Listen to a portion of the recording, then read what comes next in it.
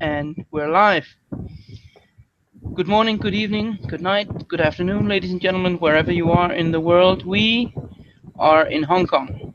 And we are in a specific part of Hong Kong. We are in a cemetery, in an old part of the cemetery, where our one of our protagonists is just now waking from torpor. Um, and he is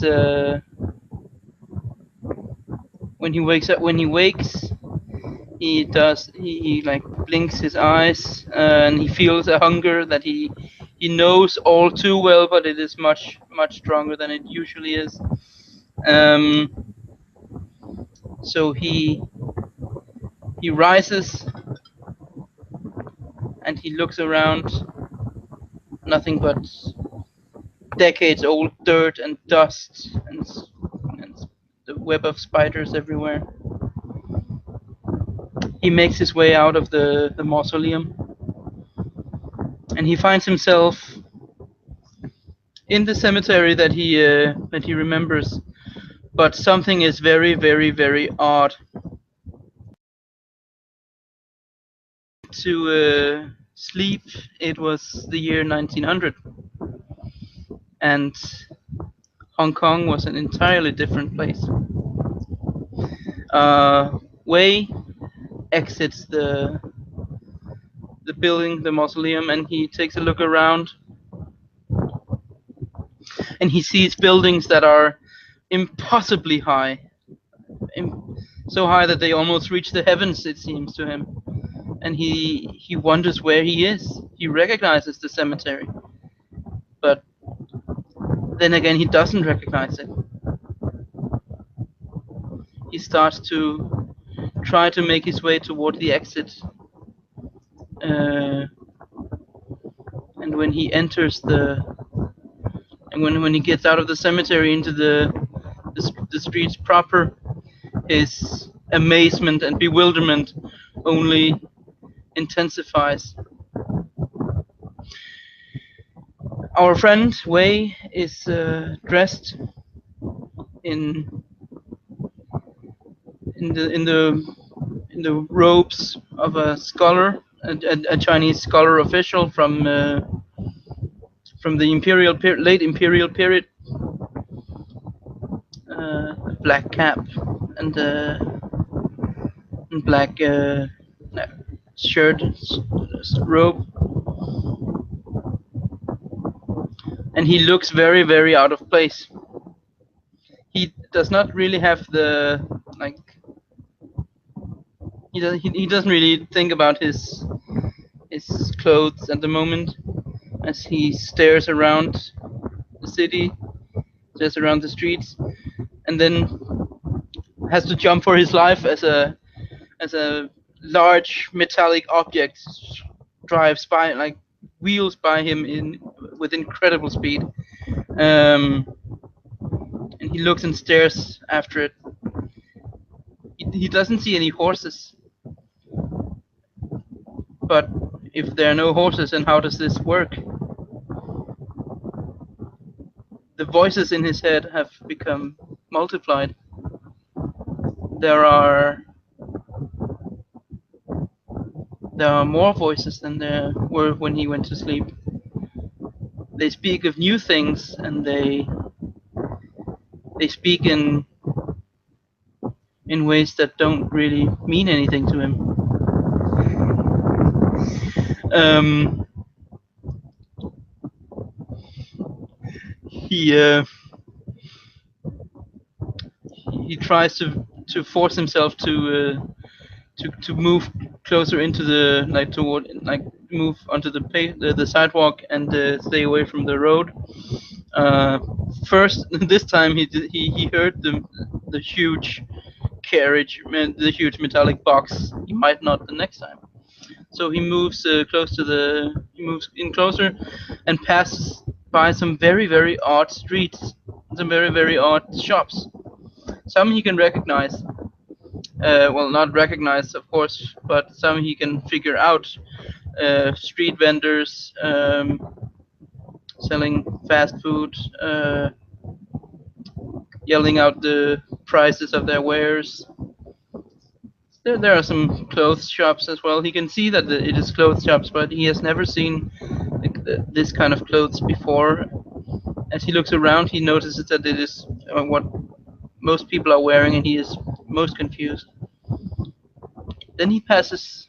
Then he comes to another shop, and this shop in particular is puzzling to him because in its windows are displayed not books or clothes or furniture or anything that might be something that normal people would recognize. No, what is in this particular shop's window are thin, thin boxes that he cannot quite describe, but there are pictures inside the boxes that move, and this is something he does not understand. How do the pictures move in the box? How did they get in the box in the first place? And he stands there staring at the window and at the box with the moving pictures for a long, long time, trying to see if he can make sense of it. The voices in his head are not really helping, and he just stands there staring, puzzled.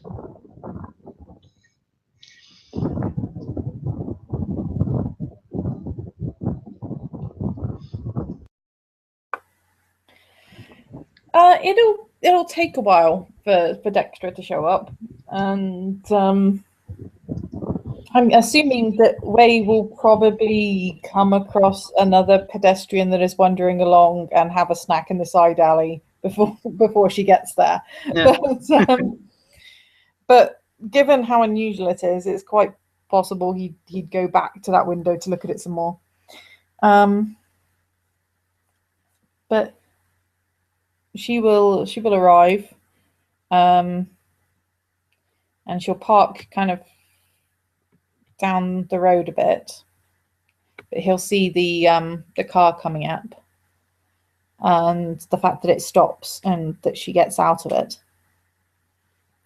And then she's going to walk over, and she's going to look cautious, but she's got a rucksack on and she's wearing trousers, and she's clearly white, which he's probably not hugely used to. And, it was run by the British, but there wasn't that many of them there, and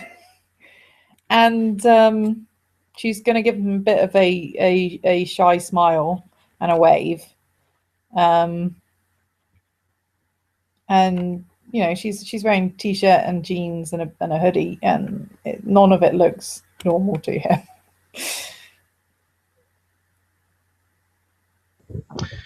Wei will notice the stranger, and he will. It's been so long since I've played. Can he tell that she's kindred, or he can, right? Humanity 8. It's probably not obvious. No. Oh yeah. But you can probably tell that she's paying attention to him rather than wondering about. Yeah. By the way, I needed to. His humanity is quite low.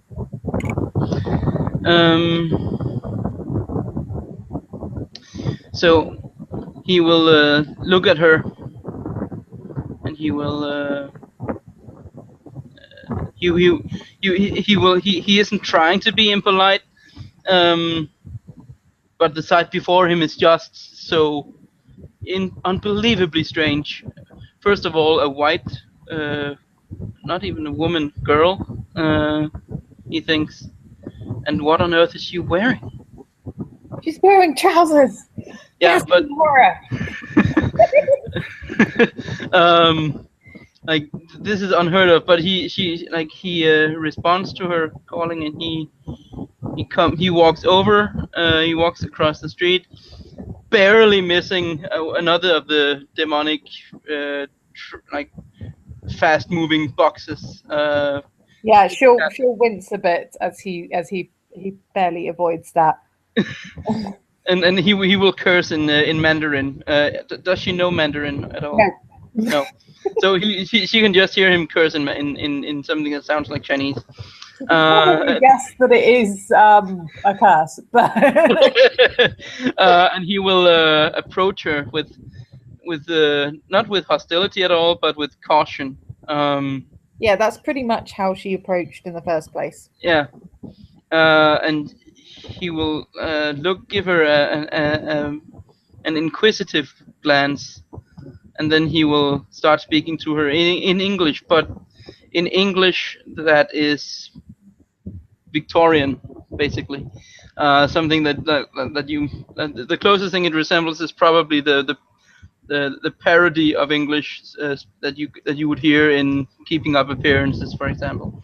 Yeah. It is like posh and like antiquated English. And I'm not very good at speaking like that, so I'll speak normally, but that's what she will hear.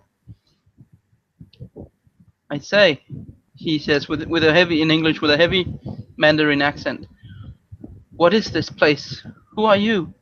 Why are people dressed so funny? Where Uh, am I? this is Hong Kong, and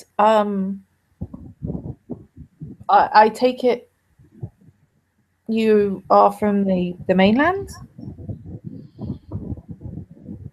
I just woke.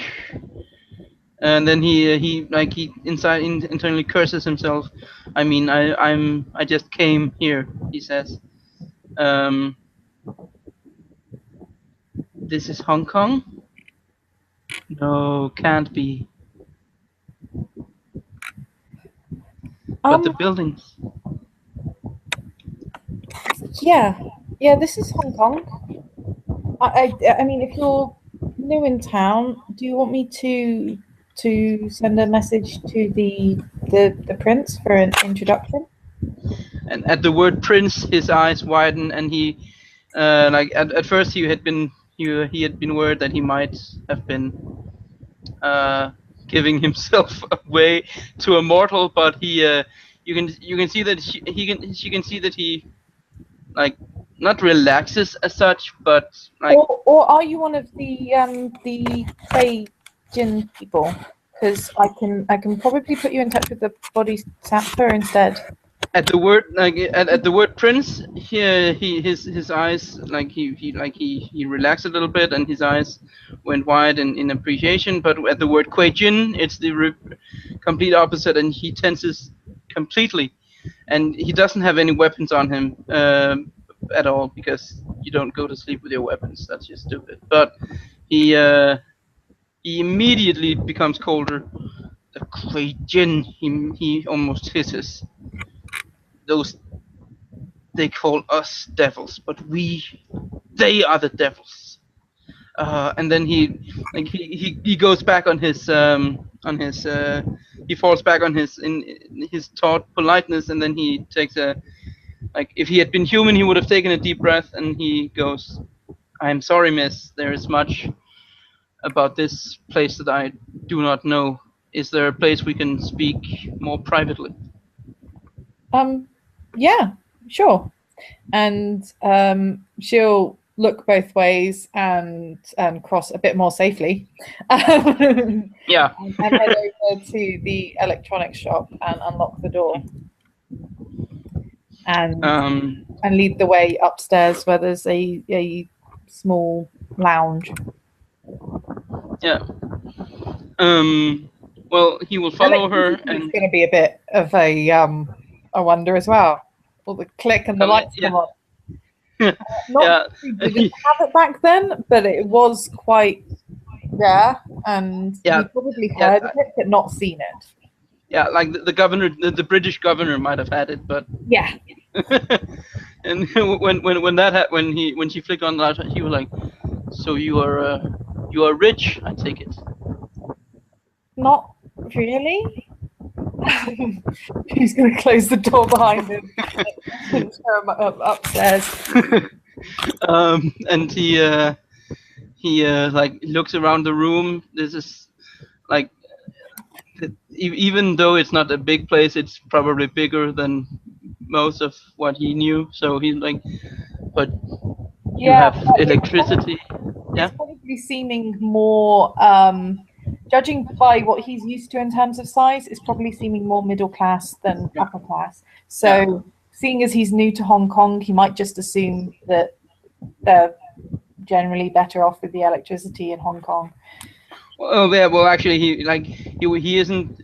He's new to modern Hong Kong, but he lived in Hong Kong before he went to Oh, Johor.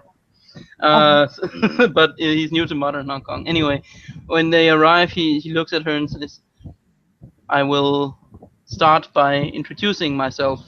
That might be a good idea." Yes, he says, and all through in every word he says, he's using like the antiquated Victorian / Edwardian English, but I'm not good at doing that. That's okay. Um, so I'm I am my name is Wei Xiaojian, he says. I am the child of Beijing's prince, and I'm assuming that in modern day there is no prince in Beijing, is there? Almost definitely not, no. But whether Dextra knows that is something of a different matter. Yeah. I'm Dextra Silvers, and my sire lives in England, so you probably don't know who they are. But have you news of my sire from Beijing? It has been a while since I went to sleep, I can guess. Um, I I could ask around. I didn't think there were many of our kind on the mainland. Um, yeah, the Kuei Jin, and when he says their name, he sneers. The Kuei Jin attacked us. I don't know what became of my sire. He ordered me to flee the city, How and I long came ago here. was that? Come again?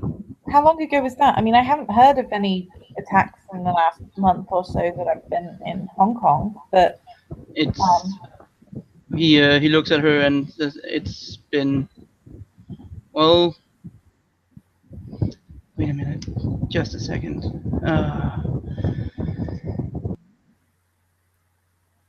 Well, well, Victoria is still queen of your England, is she not?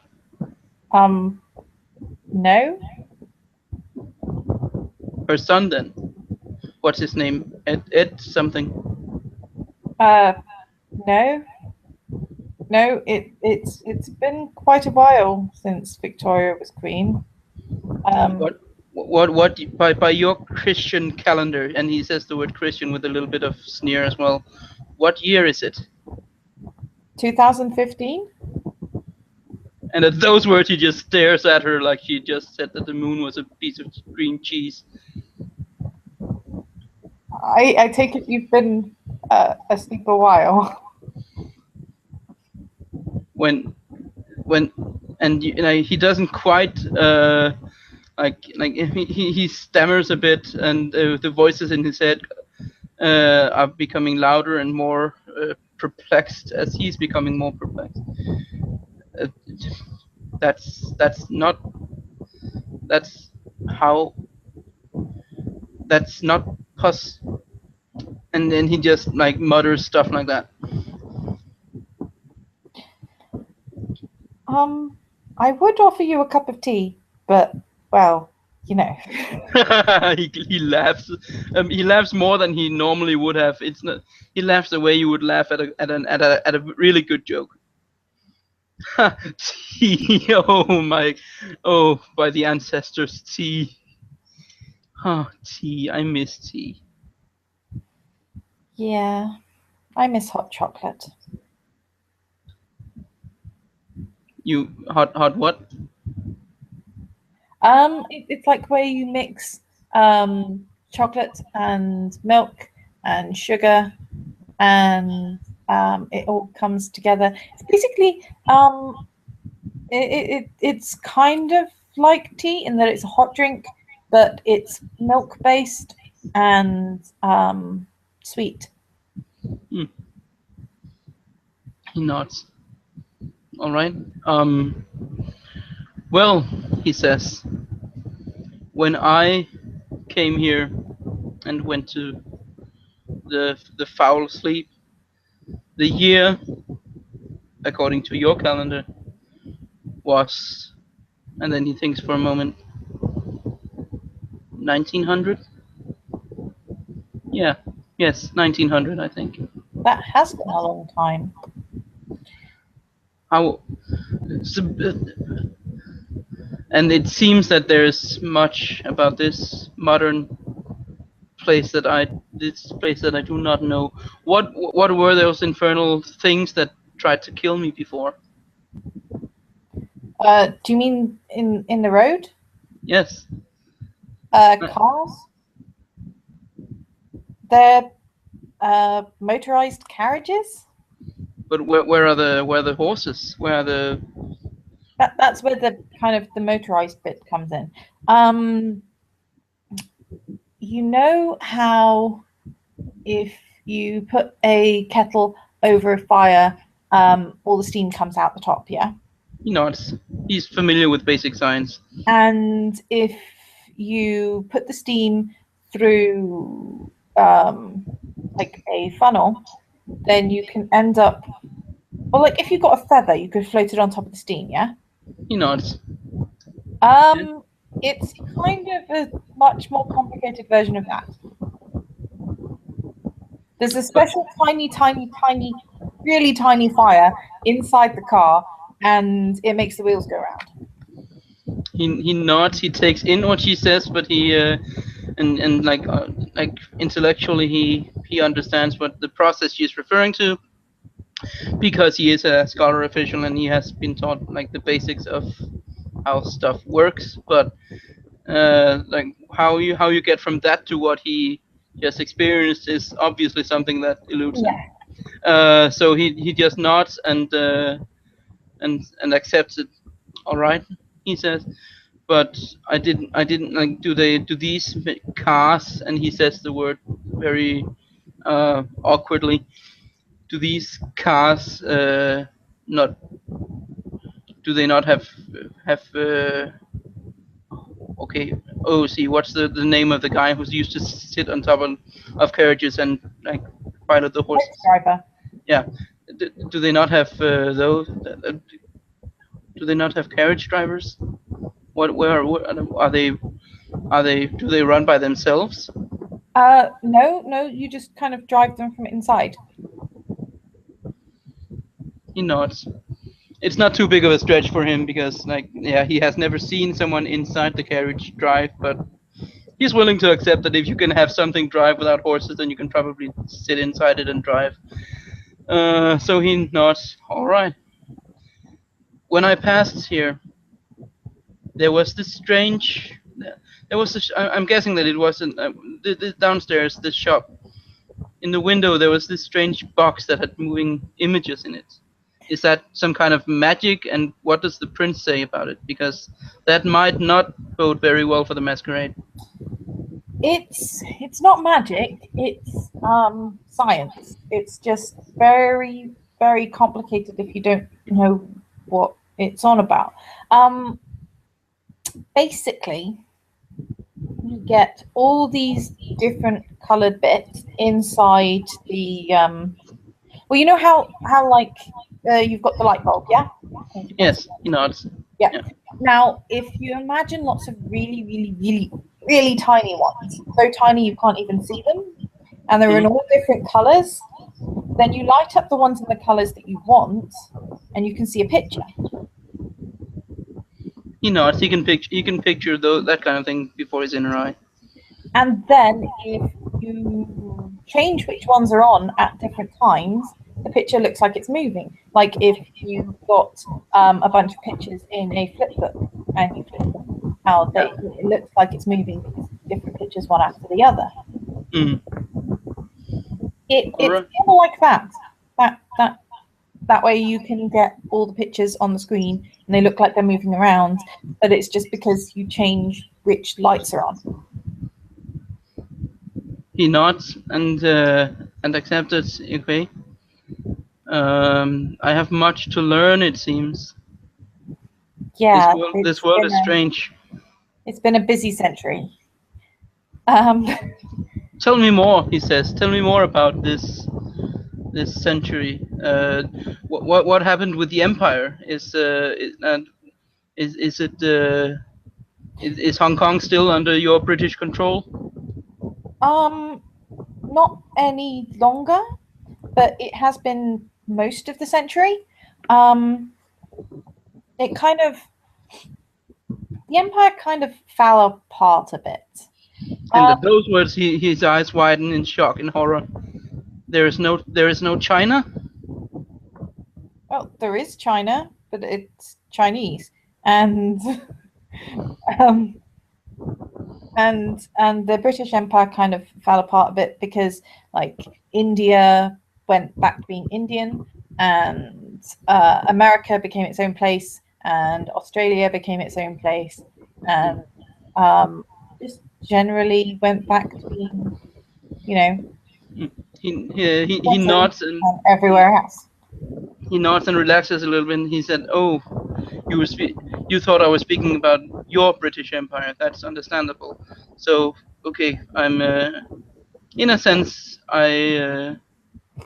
I'm sorry for your empire's loss, but I was referring to my empire. I need to make certain what happened in the Forbidden City while I was asleep. I probably still have some contacts in the Imperial Court if the Kuei Jin haven't killed them all." Okay. Well, I don't think there's many of our kind over in China.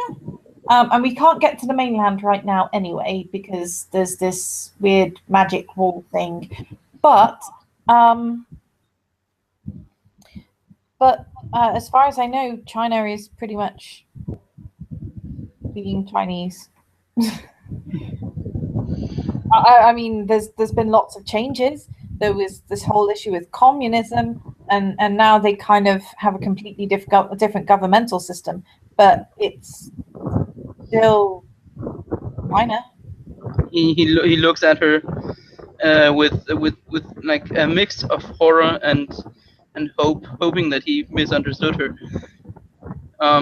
Just to be clear, he says, there is still an emperor in the Forbidden City, right? Not a human one. I don't know what the equation are doing there, but and his eyes widen in horror. The empire has fallen. Kind of. I mean, it's not like it got taken over by anywhere else. It just kind of got taken over from inside. Bit of a rebellion thing. They rebelled against the emperor, and now he's angry. He's not angry at you, of course, but he like the audacity of it all. I'm afraid Chinese history isn't really my specialty, but I tell you what I can do. I can look it up on Wiki, and we'll see what that says. Wiki, he says, and then he remembers. I used to have and no, I think it was my master who used to have I think the prince used to have a servant called Vicky. I wonder what happened to her. Is she here? No, I mean, it's kind of like a special library that lives somewhere, and you can see it here instead. Right, so she's going to pull out her laptop, and a couple of clicks later,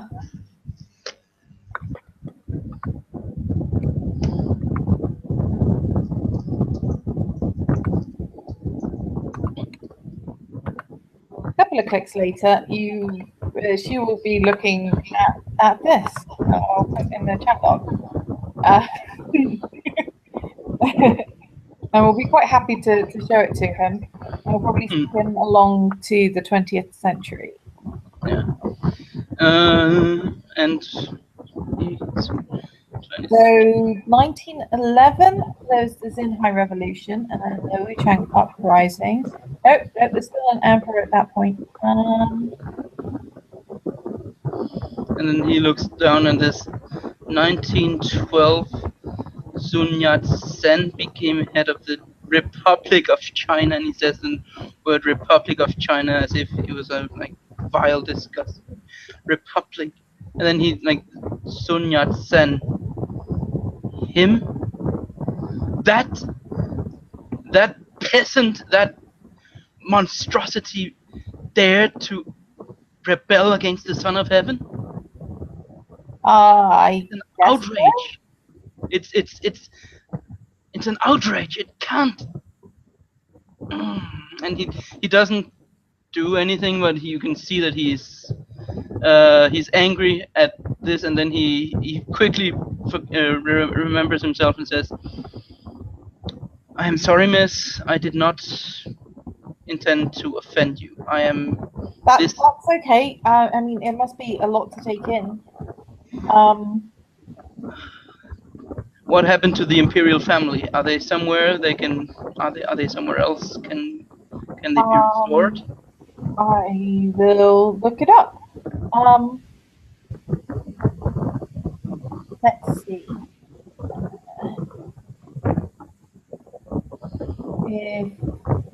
The last one was Guantong. Let's click on that. And the Xuanzong Emperor, yes. Yes.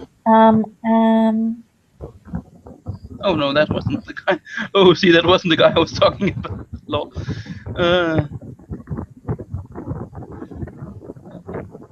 The last emperor was the Guangxu Emperor, and then he had a son supposedly. Yep, this is where we look these things up online, in character and out of character.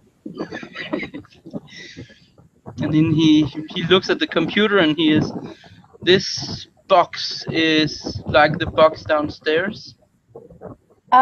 Yes, this one's a little bit more complicated because it's connected up to a whole bunch of other boxes that hold information, and that's how you get the information on the screen. But yeah, basically. He nods. It's kind of like if you were at a library. He nods. He knows libraries.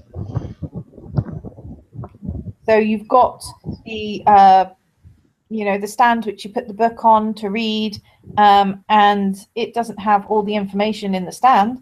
But if you go and get the right books and put them in the stand, then you've got the information.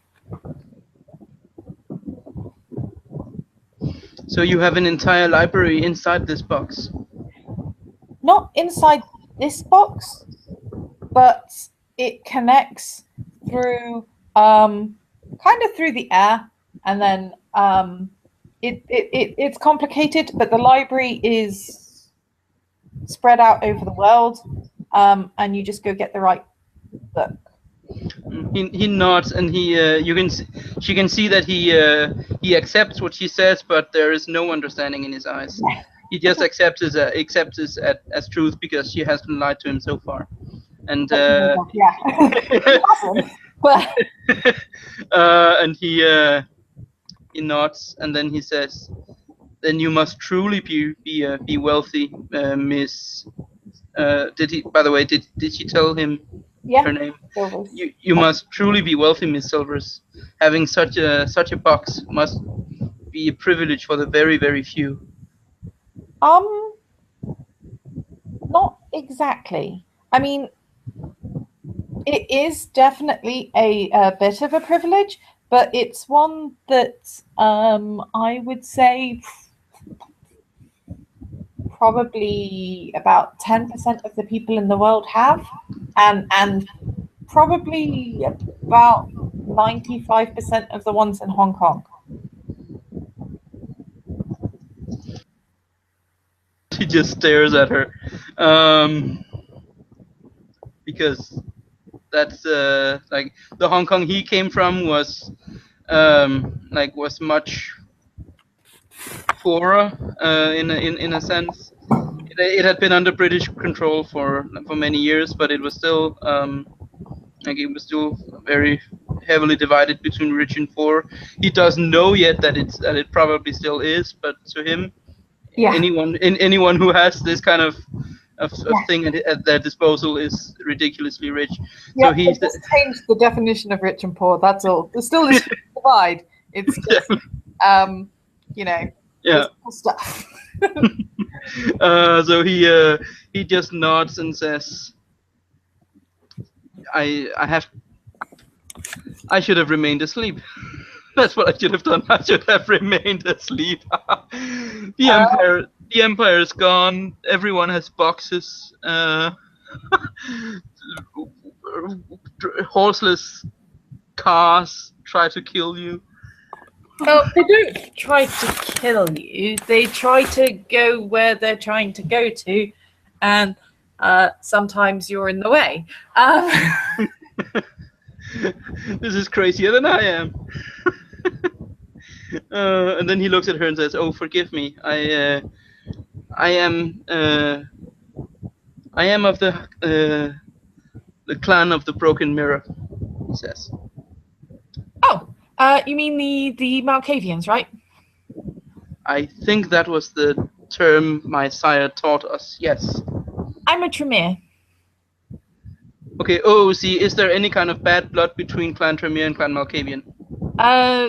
No, but there has been some bad blood with the Gangrels, the Nosferatu, and the Zamisi.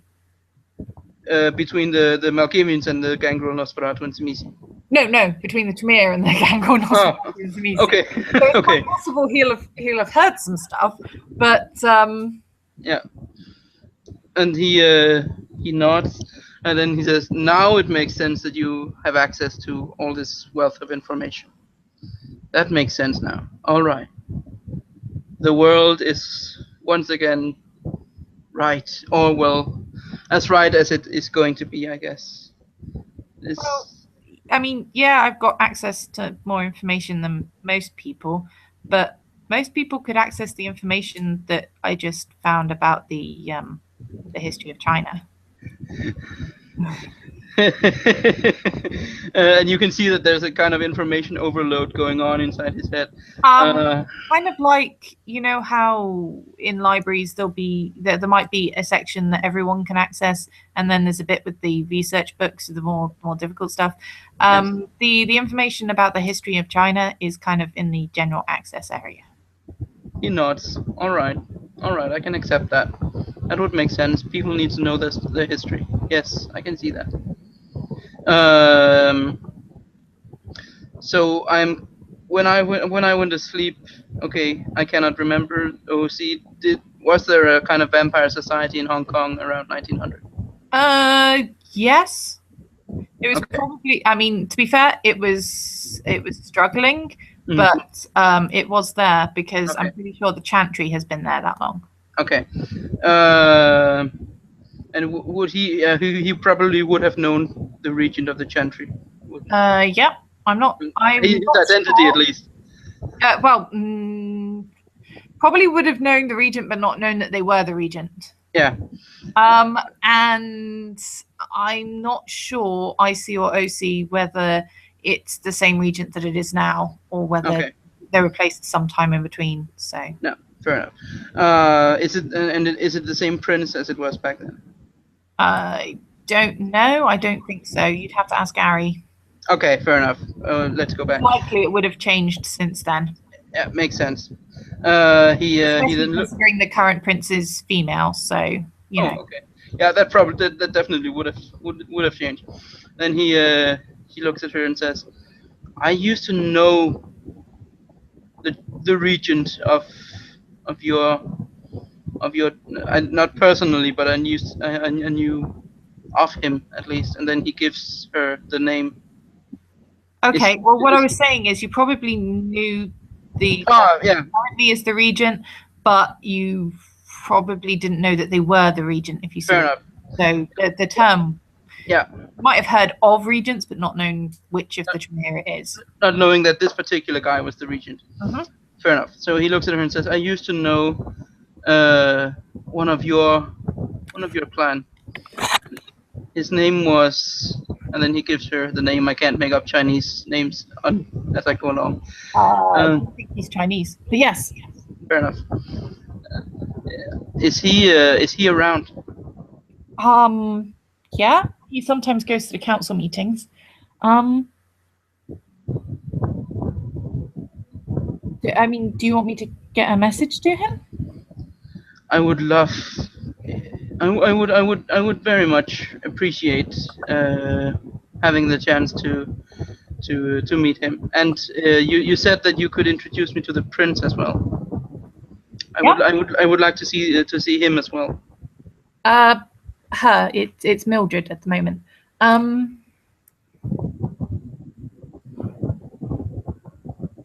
Yeah, I'll ask them both. I mean, they're both in my clan, so The Tremere is prince of the city. yeah. He nods. All right. Well, good. I think she's pretty good at it, but I've only really been in the city for about a month, so Well, he says, at least it's not the Quajian running the place. God, I hate those. um, there's kind of an agreement thing. And at those words, he looks at her. We made peace with the demons. Kind of had to. I mean, there was just more and more fighting and dying and stuff, and there's this huge threat from the technocrats, and there's this great big wall between us and China, and there's basically a lot of stuff we need to deal with that we might find easier dealing with together than separately. He nods. He can understand alliances of necessity. He says, "Okay, yes, I guess it makes sense." And in as the great Sun Tzu, I can't pronounce it correctly in Chinese. As the great Sun Tzu said, that we should know our enemy. Yes, if you know your enemy and you know yourself, you will never be defeated. That makes sense. Yes. I mean, I didn't meet any until I came to Hong Kong, and I've only been here a month, so I don't really know what the kind of history was like with them. They've always been perfectly pleasant to me. And he looks at her and says, it was horrible. They descended on us in droves like mad, like the demons they were. They descended on our havens while can Quajian walk in the daylight? Not very well. Okay. If they're yang imbalanced, they can probably manage up to an hour in the daylight, so they might be able to plan an attack during the daytime, but it wouldn't be comfortable for them. They'd just know that it still gave them an advantage. Yeah. They descended on us while we slept, he says. Those demons apparently know how to can apparently walk in the day. They descended on us while we slept. I only barely managed to escape. They were vicious and demonic, and they are even more close to animals than the gangrel are. Okay. Now I don't really know much about them, but I mean, theoretically, you know what the Sabbat are like. Oh yes, I have not. I have heard of the Sabbat. I have not encountered any. I don't. I don't even know that they actually exist, or whether or not they were just stories that sires tell their children to get them to behave. But They exist. But you know, it's kind of they're the same as us. They're just evil, and vicious and attack lots of people.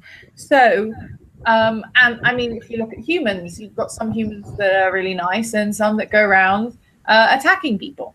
And so, I mean, I get that they did horrible things. I'm just not sure if the ones that are here are the same. it's I mean, no, that example won't work. You were asleep then.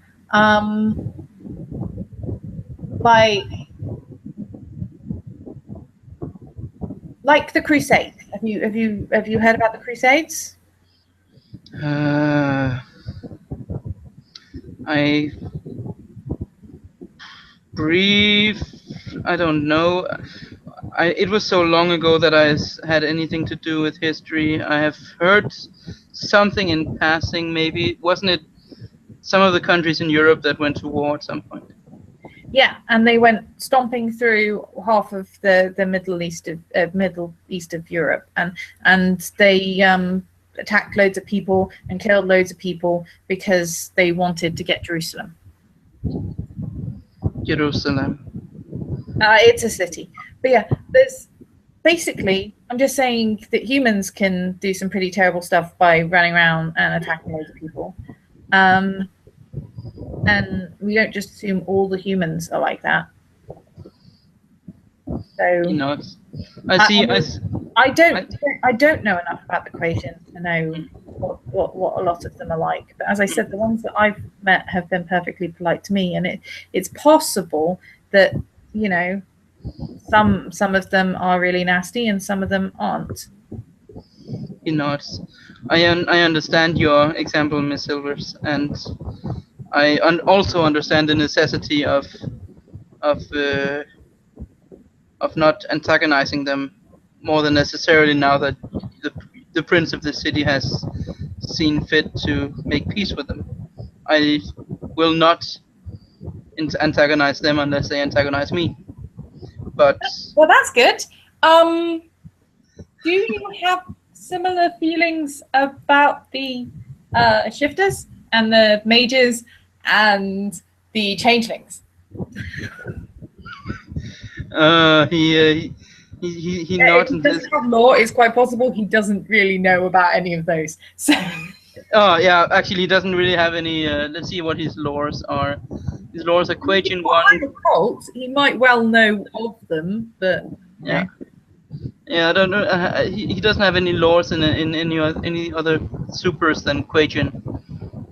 So he might know that werewolves exist, but I think that might be it.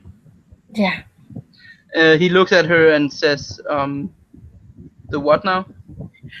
Well, you see, there's this council, and there's four different.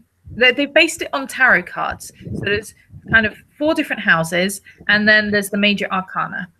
And one of the houses is for vampires, and one of the houses is for shifters. So that's like werewolves, and we're foxes, and we're sharks, and whatever else they have.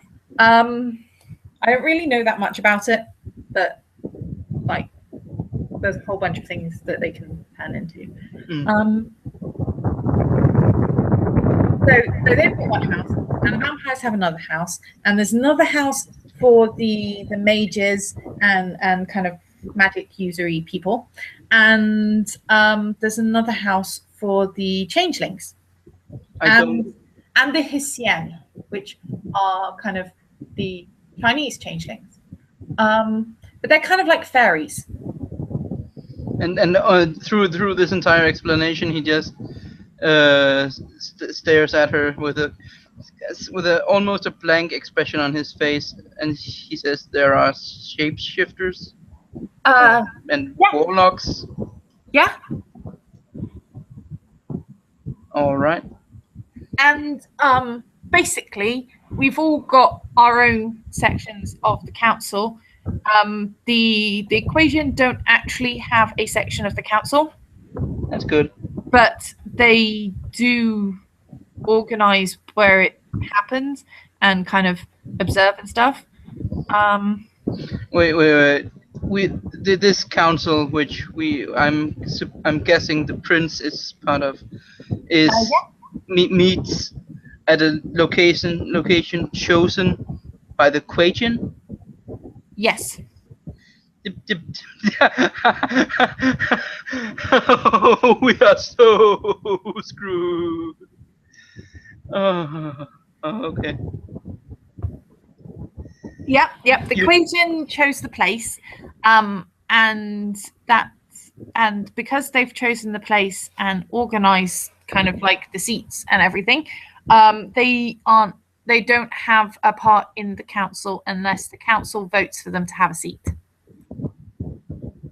But since the council meets at their discretion, anytime they choose, they can just wipe them all out. They could try. The whole thing about the council is that there's so many different groups there that it would probably go badly for any one group to attack any one other group, or even especially all the other groups. Because, like I said, there's the shifters there, and there's the mages there, and there's the fairies there. So they're not going to want to fight everyone at the same time. He nods. I guess that makes some kind of sense. Plus, it's like a special magic place for them or something. It's in a temple. Yeah. Okay. And apparently, according to the notes I made, there are strange hopping zombie things there, but nobody can see them except the fairies. That, what's funny? He says and looks at her. That's not the strangest thing I've heard this day. It's been a strange day. I can imagine. I went to sleep in a sane world and woke up in a world crazier than I am. I don't know if that's funny or sad. Both.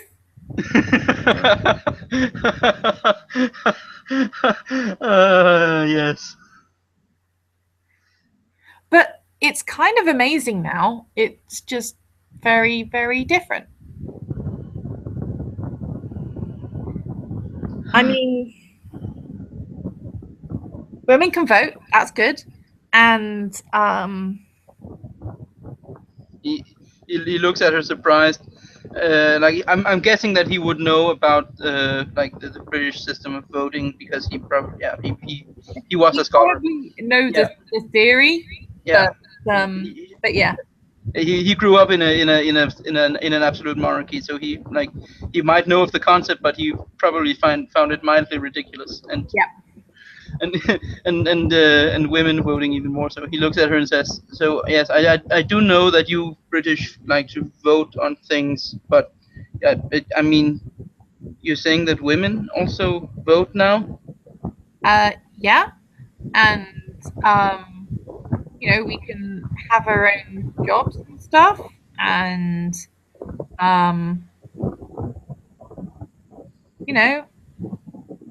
basically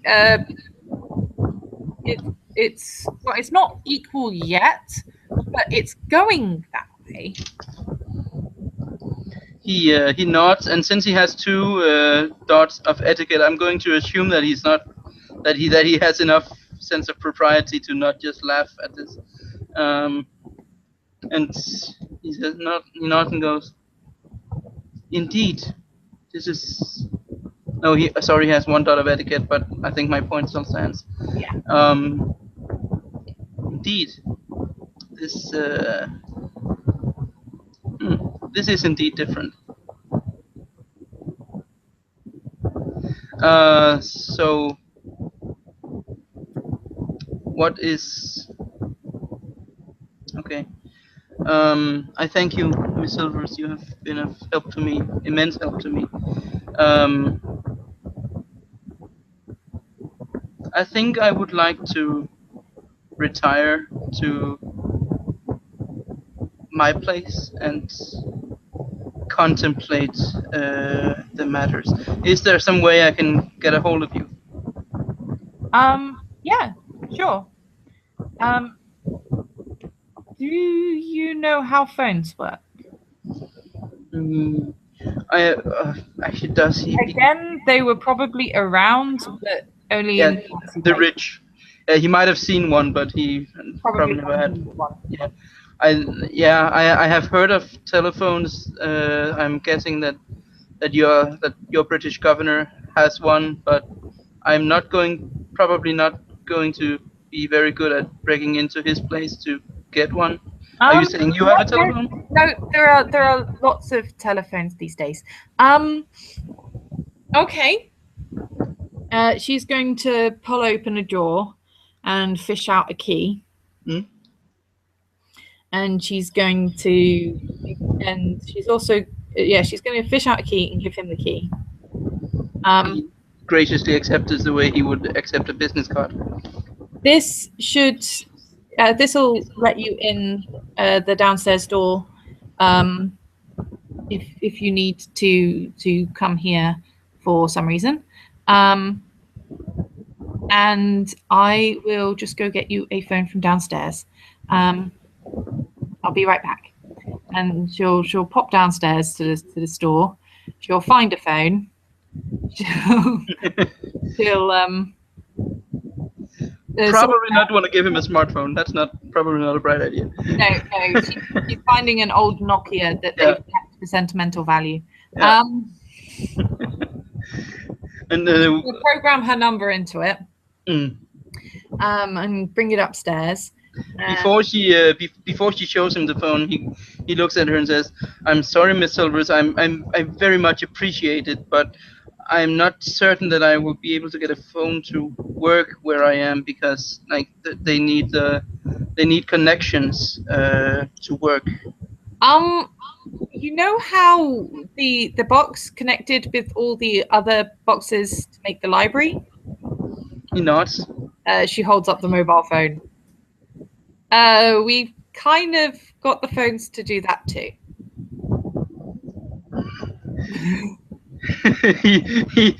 He laughs.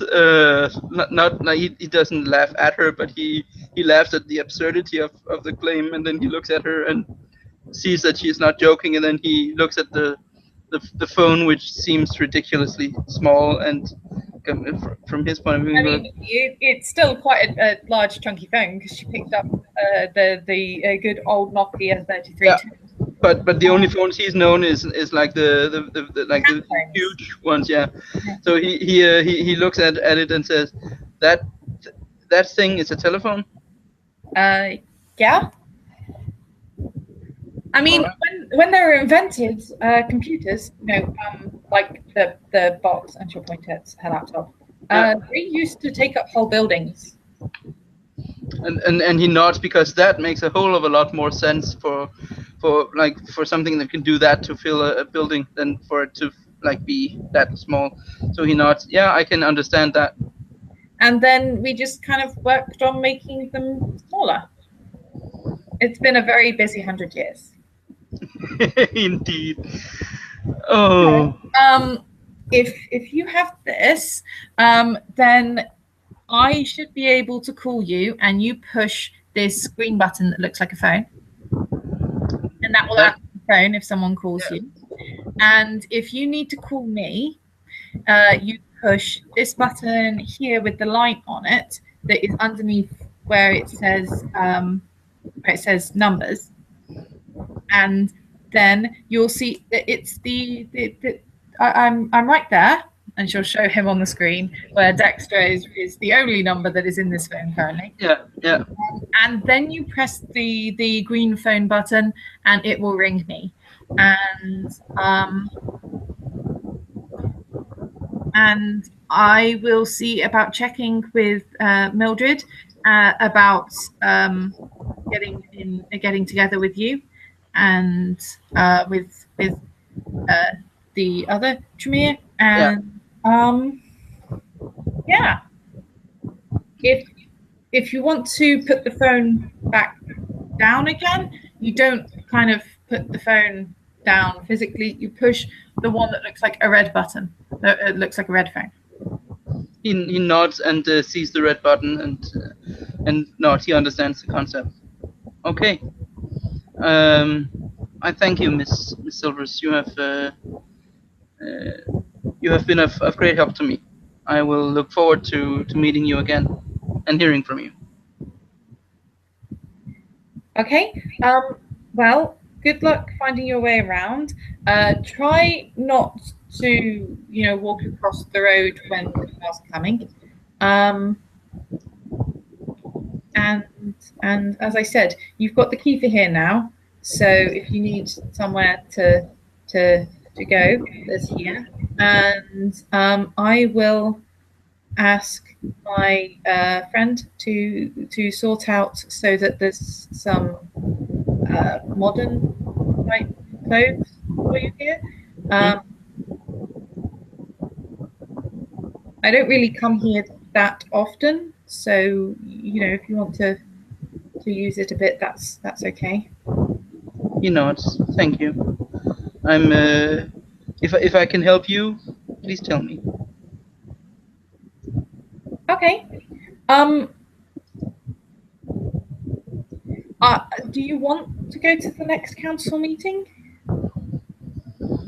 He looks at her and he's about to say yes, but then he realizes that the question is broader than that, and then he says, I am certain that the prince would not take kindly to someone who is not her. And then he says her in a bit of an awkward way, like he doesn't really understand the concept of a female prince, but he accepts it.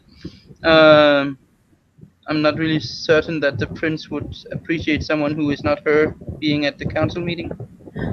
No, you're allowed to go. It's just you're not allowed to, talk to the council as a whole without the permission of the speaker for your house, and the speaker for our house is the prince.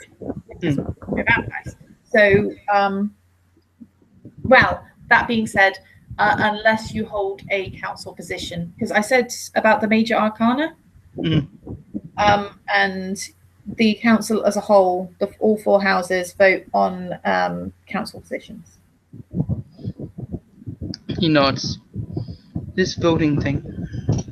Then yes, Miss Silvers, I think I need to learn all I can about the place that Hong Kong has become. Okay. Well, it's not for a few weeks, but I will definitely see. I will definitely make sure that I come in and find you, and we can go together, and that way you won't get lost.